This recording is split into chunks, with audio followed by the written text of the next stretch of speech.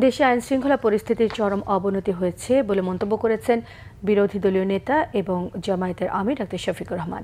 শুক্রবার রাজধানীর আল ফালাহ মিলনায়তনে জামায়াতে ইসলামী নীতি নির্ধারণী ফোরাম কেন্দ্রীয় মজলিসের শুনার বৈঠকে উদ্বোধনী বক্তব্যে তিনি এসব কথা বলেন। জুলাই সনদ এবং গণভোটের রায় বাস্তবায়ন না হওয়ায় দেশে কোনো পরিবর্তন আসেনি মন্তব্য করে দাবি আদায়ে জনগণকে সঙ্গে নিয়ে প্রতিরোধ গড়ে তোলা হবে বলে হুঁশিয়ারি দিয়েছেন ডাক্তার শফিকুর রহমান। ইসলামকে তোমাদের জন্য বিভ্রান্তি এবং বিশৃঙ্খলা তৈরি করেছে।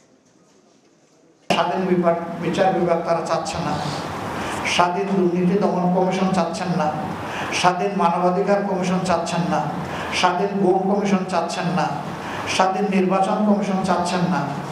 এইভাবে গুরুত্বপূর্ণ যে জায়গাগুলোর কারণে ফেসিবাদ কায়েম হয়েছিল সেই সব জায়গায় আগের মতো জায়গায় থেকে গেল। জনগণ শুধু হতাশ নয়, ক্ষমতার ভারসাম্য আনতে হবে।